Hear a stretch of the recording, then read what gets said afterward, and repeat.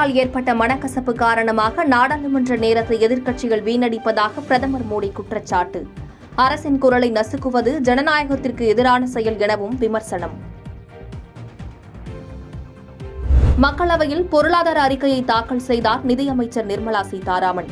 நாளை மத்திய பட்ஜெட் தாக்கல் செய்யப்பட உள்ள நிலையில் இன்று பொருளாதார அறிக்கை சமர்ப்பிப்பு. நீட் தேர்வு முறைகேடு தொடர்பாக மக்களவையில் வலுக்கும் எதிர்க்கட்சிகளின் விமர்சனங்கள். ராகுல் காந்தி உள்பட அனைத்து எதிர்க்கட்சித் தலைவர்களும் மத்திய அரசுக்கு எதிராகவும் கல்வித்துறை அமைச்சருக்கு எதிராகவும் கருத்து பதிவு. நீட் தேர்வு மட்டுமல்ல, அனைத்து தேர்வு முறைகளிலும் மாற்றம் தேவை. மத்திய அரசின் தேர்வு முறை கேள்விக்குறியாகிவிட்டதாக நீட் தேர்வு முறைகேடு தொடர்பான விவாதத்தில் எதிர்க்கட்சித் தலைவர் ராகுல் காந்தி பேச்சு. நீட் தேர்வு வினாத்தால் கசிந்ததாக எந்த ஆதாரமும் இல்லை என மத்திய கல்வித்துறை அமைச்சர் தர்மேந்திர பிரதான் திட்டவட்டம்.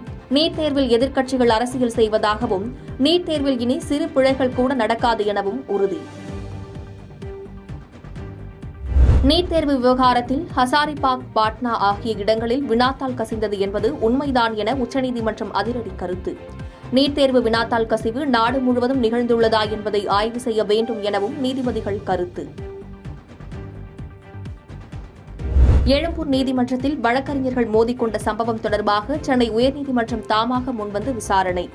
நீதிமன்றம் தாமாக முன்வந்து விசாரிக்க வேண்டும் என முறையீடு செய்யப்பட்ட நிலையில் கோரிக்கையை ஏற்று விசாரணைக்கு ஒப்புதல் அளித்த நீதிபதி.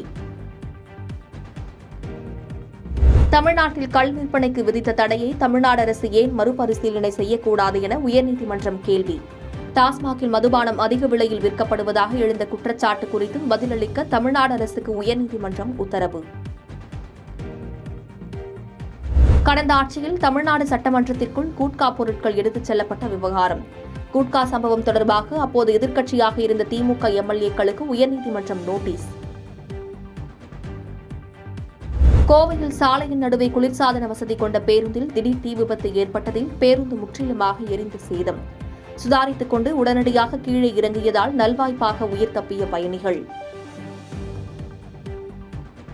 பாதகம் செய்பவரை கண்டால் நாம் பயங்கொள்ளலாகாது பாப்பா, மோதி மிதித்து விடு பாப்பா, அவர் முகத்தில் உமிழ்ந்து விடு பாப்பா. அண்மை செய்திகளை உடனுக்குடன் தெரிந்து கொள்ள இணைந்திருங்கள் இயம்நாடு தொலைக்காட்சியுடன்.